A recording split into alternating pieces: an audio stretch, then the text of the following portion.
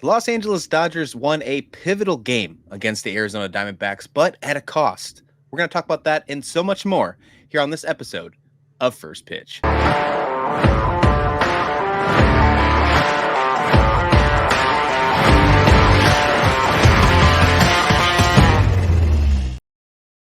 Yes, welcome on into First Pitch, your stop for daily MLB recap. I'm Christian Rauh. I'm here with Troy Brock today, both writers of Athlon Sports, and we are going to break down everything you need to know for what happened over the weekend on Friday, heading into Saturday. This is our first Saturday episode, and moving forward until the season is over, we are going to bring it to you 6 days a week because that's what we need. We need more baseball shows because baseball's not going anywhere on the weekends. And there's just too much stuff to cover if we only give you an episode of Friday and Monday, especially if we're going to jam pack it all in 2.5 hours. So I got Troy joining me today. We got some fun stuff to talk about. And Troy, let's go right now because we have a loaded show, like always.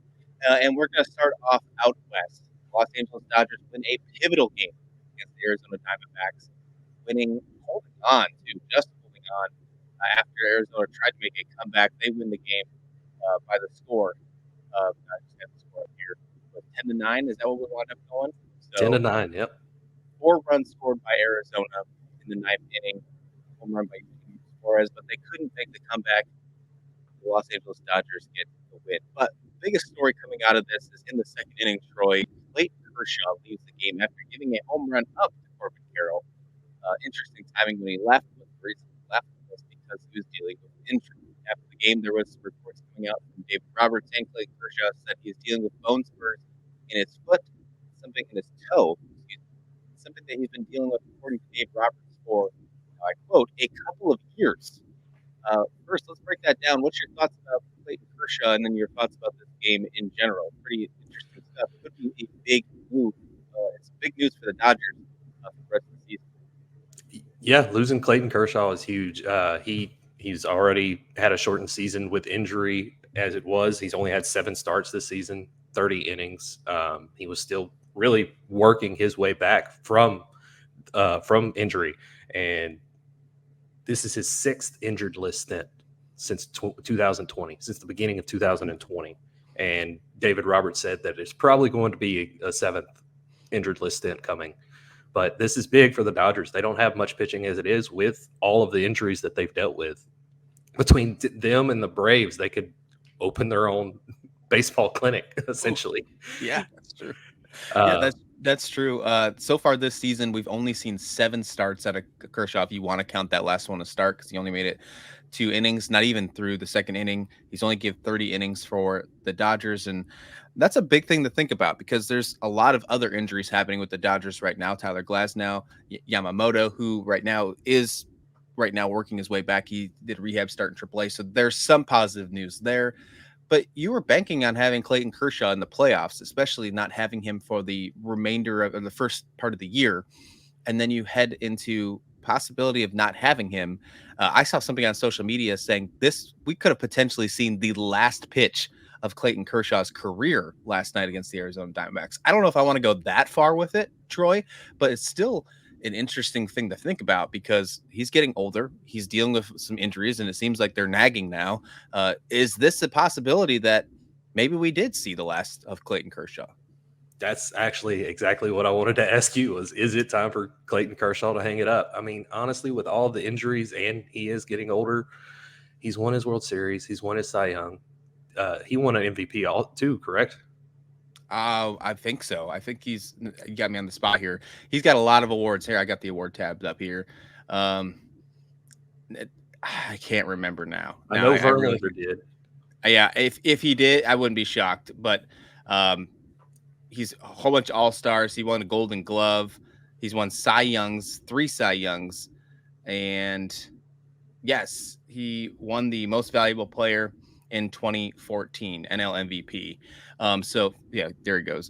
2014. That's 10 years ago. He won the national MVP. He's got 3 Cy Youngs as well, 2011, 2013, and 2014. But if he's been dealing with some bone spurs in his foot for multiple years, this is kind of new. It seemed like the the reporters were very shocked when Dave Roberts said, "Yeah, he's been dealing for a couple of years." Like, I don't think they were expecting that answer.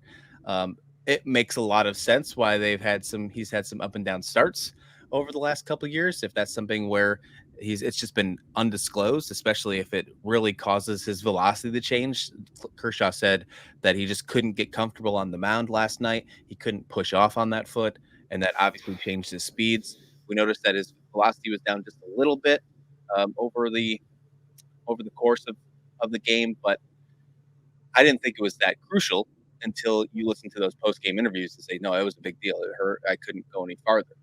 Some people think that the reason he got pulled was the Corbin Carroll home run. It was a very interesting time for him to get pulled, but I think Dave Roberts made the right choice, knowing, okay, this could get a lot worse. Let's go ahead and try to salvage what we can. The Dodgers bullpen had to deal with 8 innings, so we're going to probably see a couple moves regardless if Clayton Kershaw goes to the injured list or not today, because they need to, be fresh for the rest of this Diamondback series. It's a pivotal series as Dodgers are just holding on to the NL West. Where do you see the rest of this series going, Troy? And do you think the Dodgers can hold on to the NL West for the rest of September with the pitching staff that they're going to bring out now even more injured?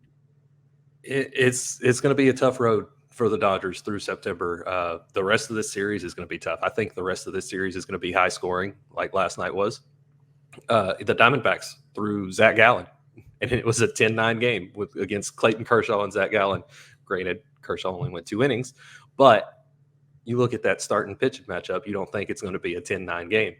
But in Chase Field this season alone, combined runs per game, 10.358 runs per game in Chase Field. Wow. Before last night, it was still 10.227 runs per game. A lot of scoring in Arizona. I mean, this is a team that we saw in the World Series last year in the Diamondbacks, and they started off a little slow as well, but now they're only 5 games behind the Dodgers for the NL West. That might be a little bit too big of a lead to catch up to. They did have a little bit of a slump over the last week or so. The Dodgers, even with all these injuries that the pitching is holding, are still 8-2 in their last 10. Diamondbacks 7-3 in their last 10. I think this is a huge series, regardless of how you look at it. But I'm looking forward to seeing how it goes the rest of the way. Let's move on here because we got plenty to talk about, and let's kind of go our way a little more east, and we'll stop with the Houston Astros taking on the Kansas City Royals. This was an amazing game. I thought this was probably my favorite game of the night. No, second favorite. We'll talk about that in just a minute, why it was my second favorite. But Framber Valdez almost does it again. Almost goes a no-hitter again. He goes multiple innings going through this before he gets pulled, and he doesn't get pulled because he gives it up like he did his last time, going 8 2/3. This time he gets pulled because of the pitch count. He goes 7 innings strong and pulled because he surpasses a pretty deep pitch count. Houston winds up winning the game 3-2 after the Kansas City Royals come back in the top of the 9th inning, and then we get a nice walk-off by good old Jose Altuve. Taking through this game and what you thought about Framber Valdez's amazing start yet again on the mound. Framber's good, man. He's just, especially this month, he's been outstanding. This is like you said, this is the second time this month that he's almost pitched a no-hitter, 8 2/3 hitless. In the first start of August, and in his last start of August, he's gone 7 hitless. And like you said, he didn't give up a hit last night. He got pulled because of pitch count. This month he has a 1.59 ERA. And he's only given up 13 hits through 34 innings this month. He has been otherworldly this month, to say the least. And he also has a complete game under his belt. He's got multiple 7+ innings. He's got that old style pitcher, if you feel. I think you have to say that because you don't get that from many other pitchers. He would fit right into early 2000s, 90s baseball before, they had more of a push towards relievers. If they bring out this new rule, the 6 pitcher minimum, Framber Valdez will not be affected. Let's go ahead and just say that. But there's just no doubt at all. I want to flip over real fast and talk about the Kansas City Royals because, first of all, Framber deserves his flowers. I really wanted to make sure that that we talked about that start because we might have had the lead with that on Saturday morning. We almost had another no-hitter on our hands, and it usually seems to happen on Fridays with this show because then we have to wait till Monday to talk about it, but not anymore because we're having shows on Saturday here. So we almost had a great way to headline this instead of talking about Kershaw's big toe. Regardless, let's go ahead and talk about these Kansas City Royals. With the exception of what happened in that ninth inning, they were pretty dreadful. And actually, you know what? Even in that ninth inning, they were pretty dreadful. They only got 2 hits in the entire game. Through they had 9 strikeouts. And the reason that I'm like, okay, maybe we should be concerned. Did you look at the lineup they had out there now that we don't have Vinny Pasquantino in the lineup? If Salvador Perez went to first base, they had Fermin at center field. They brought up Nick Lofton to go to in replacement for Vinny Pasquantino. He immediately moves to the DH spot in his first time back with the club. A lot of issues in my mind about this lineup. When I looked at it, I was very concerned moving forward. They have a pretty decent spot right now in the playoffs. They're 75 and 61. They're second AL Central. They're holding a wild card spot. But if Salvador Perez needs a day off from catching or needs to go behind the plate, that I think that lineup looks even worse personally, if in my mind. So I have some more thoughts about the Kansas City Royals moving forward in the quick pitch, and I think maybe that could have a potential fix. We'll talk about that in a little bit. But Troy, your thoughts on these Kansas City Royals? Do you think that this team can hold on and be a playoff contending team without Vinny Pasquantino, someone who has really held on to this, almost been glue like them behind Bobby Witt Jr. in the lineup? To be honest, I don't think they're going to make the playoffs this season, especially with Vinny Pasquantino out of the lineup. Their lineup was really not all that deep to begin with. It was essentially Bobby Witt Jr., Salvador Perez, Vinny Pasquantino, and the boys. And now with Vinny Pasquantino out, it's just Bobby Witt Jr., who is having a fantastic season. And Salvador Perez, who is also having a really good season for a 34-year-old catcher. But if you look at the Royals' record this season, the Royals are 29 and 14 against the AL Central. Against every other team in baseball after last night's loss, they are 46 and 47. A losing record outside of the division. That seems to be the case in the entire division, right? Yes, I looked at it last night. I don't remember the exact record, but the Cleveland Guardians are the only team out of the Guardians, Twins, and Royals who have a winning record outside of the division. Interesting. And that's something. Their record, the Guardians' record in the division, is 23 and 22, I believe. And they're right. I mean, and they're holding on to the lead right now, but it's not by much. Yeah. So that's very interesting. That's very interesting moving forward. But when I look at this Royals team, I'm with you. I don't know if I want to go as far as say I don't think they're going to make the playoffs, because I think that there are a few long shots, and we're going to talk about that later in the week of who we think is a long shot for the playoffs. But the Royals, I think, have a pretty decent grasp on where they're at, and I love their pitching. I love Kansas City's pitching. I think they've really outdone themselves on that side of the ball, and I think that's what's actually been keeping them in. But the Vinny Pasquantino thing is a huge issue for me. It's a huge issue, and I think that it is going to really impact. Hopefully, they can pick up some people on the waiver claims the next couple days, and I have someone who in mind that could really change that. I want to leave some extra time here because I want to talk about this next game, and I know you do too, Troy. The Atlanta Braves put in the hurt on the Philadelphia Phillies, and I think that's exactly what you wanted to really talk about. You were really excited about that portion right there. The Braves winning against the Philadelphia Phillies. They ended this one, even the series winning 7-2. It was another fantastic start from Reynaldo Lopez. He is doing some fantastic things on the mound. On the other hand, Ranger Suarez making his second start coming back from the injured list wasn't as hot, wasn't as good on that one. Take me through this game and your thoughts. Obviously, you cover the Philadelphia Phillies over at InsideThePhillies.com for Athlon Sports. So take me through your thoughts. Obviously, lean more on the Phillies side because we got to hear your thoughts and what the rest of this series is going to look like, because we're in for some college football aside. We are in for some great sports this weekend. Oh, yeah. A lot of great sports this weekend. Last night was not a fun game for the Phillies. Ranger Suarez, like you said, in his second back from the injured list, he did not have it. And really, against the Braves this season, he has not had it in any of his 3 starts against the Braves. He's given up 3 earned runs, 4 earned runs, and 5 earned runs in his 3 starts against the Braves. And it was 15 innings. He's given up 12 earned runs against the Braves this season, which is not ideal, especially against a divisional rival who right now is chasing you down for the National League East Division lead. And the offense just did not have it last night.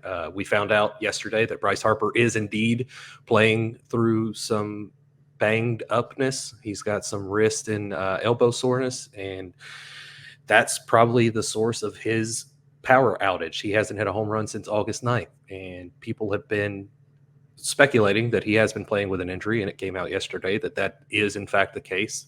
So I don't know if that's going to mean he'll get a day off or 2 here or there in September after call-ups, but the Phillies need Bryce Harper to be Bryce Harper, which he did hit 2 doubles last night, both of them over 105 miles an hour off the bat. But he has not hit a home run since August 9th, and that's just I want to say that's the longest streak in his career that he's gone homerless. Interesting. It might very well be that you said the power's not there, but he's hitting some pretty hard hit balls, as you mentioned. They're just not getting over the fence. He was their best hitter last night, though, and that's even though that he's been injured. He went 3 for 4, and you mentioned he had a pair of doubles. I think the biggest issue, and I mentioned it on our series preview show at Lindsay Thursday afternoon, was Kyle Schwarber. And Kyle Schwarber is still not doing well on the plate. He went 0 for 4 last night, 3 strikeouts. His slugging finally went over his OBP in his last 7 games. So at least there's that going for him. But there's a lot of issues on that side. I want to touch Lopez one more time here. He went 6 innings, 4 hits, gave up 1 run, 6 strikeouts, and only 1 walk. He joins the rest of the Braves starting rotation, Troy, allowing 3 runs or fewer in 19 straight games. That is the longest season record streak since the mound was moved to the current distance in 1893. You talk about all the rest of those amazing Braves pitchers, Glavine, Smoltz, Maddox. You talk about all them in the past. They didn't complete what this current Braves pitching staff is doing. Oh, and then might I add, they're also not doing without Spencer Strider. This Braves team is been put together by super glue, duct tape, whatever you call it, and they are figuring out ways to stay in the race. And it might be too late for the NL East lead. We'll see.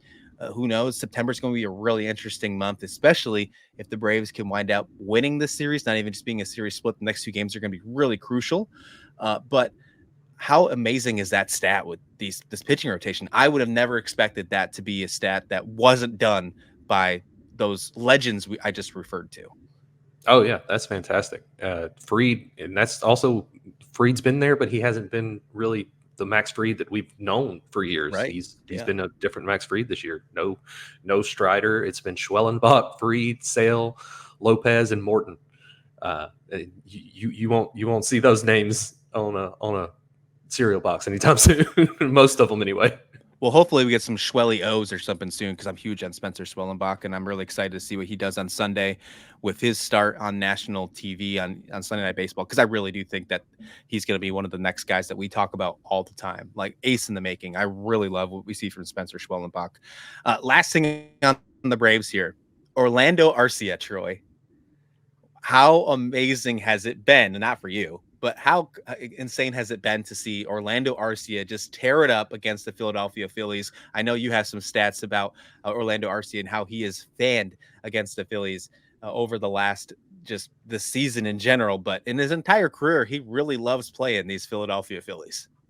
He is a completely different hitter when it comes to facing the Phillies. He hit 2 home runs last night. They were both solo shots, but it's just a completely different guy when he's facing the Phillies. He's hitting, I didn't have it pulled up. That is the one thing I forgot to put in my notes for today, but he's hitting close to 400 this season against the Phillies in 45 plate appearances. That is far and away his best line against any team that they faced this season. His next best line comes against the Brewers in only 25 plate appearances. Do you think it has anything to do with the bad blood, like the Harper Arcia talk? Do you think it has anything to do there? Do you think he just plays at a different level, or you think it's just the extra park or the rivalry? Where do you think it comes from? I think that it is 100% has to do with the bad blood. I think that as much as I have seen Orlando Arcia play over the past couple of years, that is definitely something that seems like he would play into. And even last series in Atlanta, they kept showing Harper and Arcia on first in that very first series when Arcia got a single, and they kept putting them on the screen together. They were not talking to each other. And normally, anytime you look at first base and the guy's on first base, the first baseman and the runner on first base are always chatting it up.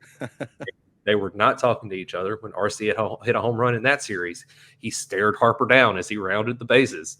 And I 100% think that it has everything to do with the bad blood. There's some bad blood between these two teams. I mean, even the smallest things happening last night when Whit Merrifield went to first base and Bryce Harper flew the Braves hat off his head. I mean, there's some bad blood between these two teams, but I love it. That's exactly. I think that baseball rivalries need to be renewed a little more. We don't really talk about Yankees Red Sox no more. We don't really talk about Cardinals Cubs or really Braves Phillies Dodgers Padres. We don't really talk about that in that aspect that we used to, where we talk about, oh, this is a must-watch game because there might be players charging the mound. You know, we don't really get that anymore. And I'm not advocating for players charging the mound, but I'm advocating for a little bit more fierce rivalness, if you will, in these things. I miss that. That's Absolutely. Something that I remember as a kid, for sure. All right, let's get into quick pitch because we're already running on time. Look at that. On a Saturday, we're finding ways to load a show. No surprise. This is exactly why we're going to give you a show on Saturday mornings moving forward for the rest of the season. Rhett Lauder gets his MLB debut start against the Milwaukee Brewers. However, it doesn't end very well for the Cincinnati Reds. In that game, they lose. Now, hold it. Let me check this notes. 14-0, Troy, in that game. But it wasn't because of Rhett Lauder. He had a fantastic start in his MLB debut. And the numbers might not show it, but if you watch the game, or at least watched his start, the first 4 innings, you can tell that this kid has really got something going on. He had 4 innings pitched, only allowed 2 hits, 1 earned run. He did have 4 walks. That's what I'm saying. The box score might not look good, but he struck out 6. Those 4 walks, 2 of them came on his very first 2 batters of the game. But he really settled in after that. He figured it out. He had base traffic almost his entire outing, but he looked like a seasoned pro out there, not a guy making his MLB debut. Once he figured it out that, hey, this is the same baseball game that I've been pitching for my entire life. It's just at a different level. It's the same game. Once he figured that out there, once the jitters got out, you could tell that he's going to be something special. I'm really looking forward to see more of Rhett Lauder. What about you? Yeah, he was fantastic. The 2 walks, I'd probably chalk that up to just nerves in his MLB debut. The 2 to start the game, but he was fantastic. 6 strikeouts against the Brewers lineup. That's solid in a divisional matchup. That's a solid outing, solid MLB debut for sure. I don't think he should have got the loss. I know you and I have talked about this. Pitcher wins and losses are they're stupid. They're stupid. Yep, there's no other way around to say it. That pitcher wins and losses, I just don't think should be a thing anymore. I'm glad that they don't go into play when it comes to talking about Cy Youngs anymore. Thank you, Jacob deGrom, for fixing that a few years ago. But I think it shouldn't even be a stat to begin with anymore. Like, period. Should be done. Unless you want to look at it for the sake of longevity of a player, and put it in that conversation. Okay, maybe, but there's other ways that you do that. I still don't think that's a good stat. I completely agree with that one. The Reds did not look good with that series, though. I will say that most of it was 1 inning. The Brewers took off and crushed in the 9th inning. The win 14-0 in that game. They lost doubleheader. It was a doubleheader sweep. Elly De La Cruz looked good. When I was watching these games and then went back and watched the recaps as well, he made some great defensive plays at shortstop in a week where we just moved another Cruz to center field, O'Neill Cruz to the Pirates. And then there's talks about maybe Elly De La Cruz should do the same thing. What are your thoughts on these Reds teams here? I feel like there's so much potential, but now we're going into September and they're not going to play meaningful baseball. Now they have a lot of injuries right now. Nick Lodolo, Hunter Green, naming a few. But are they on the right path to getting to where they need to be to get into postseason? It's not like they play in the toughest division in baseball. It might be one of the easiest divisions in baseball. Where do the Reds need to go? And let's go quickly here. I think they just need to develop their players a little bit faster. They've done great. Honestly, I'm a little surprised that they did not trade Jonathan India at the deadline. I think that might have sped them up a little bit. They probably could have got a couple of prospects that were a little closer to major league ready if they would have traded Jonathan India. But I can see them making the playoffs next year or 2026 at the latest. Our friend Drew Crabtree over at InsideTheReds.com always says he's going to fight you. The fact that you said that Jonathan India should be traded again, he might actually do it. He might actually do it. Let's stay in the AL. Hunter Green deserves better. Let's stay in the AL Central real quick and talk about Emmanuel Clase. He goes ahead and breaks the Guardians franchise record for most saves, 150th save with the Cleveland Guardians franchise, surpassing Cody Allen's mark of 149. Clase, this is a guy that we talked about of being potentially traded at the beginning of the season. Doesn't happen. It looks like that was a good decision on their behalf. I did not have Cleveland in my bingo card, in my little black book, whatever you want to call it. I did not have them even being competitive this year, Troy. Clase in that bullpen is a huge reason why, and he is doing some great things, and I personally want to see him stay a Cleveland Guardian for the rest of his career. Yeah, Clase is fantastic. This is his third consecutive season with 40 or more saves. He led baseball in saves in 2022 and 2023. And I got a little trivia for you. We're going to put you on the spot one more time. Okay. He is second. He leads the American League in saves this season. Second in Major League Baseball. Do you know who is in first? Of course I do. It's Ryan Helsley of the St. Louis Cardinals. Of course I know who that is. I figured you know that, but I wanted to try it just in case. Yes. Oh, good call. Yeah, I'm excited to see what he can do for the rest of the season. This bullpen, I think, is really what's holding on to, helping them hold on to this lead. The offense has not been great. The pitching rotation has not been great. Bullpen can't be your best asset moving into the postseason, though, so they have to figure that out. But if they can continue the stride, they're going to be one of those nasty teams in October. So I'm excited to see what happens there. All right, last thing before we head out here, waiver claims.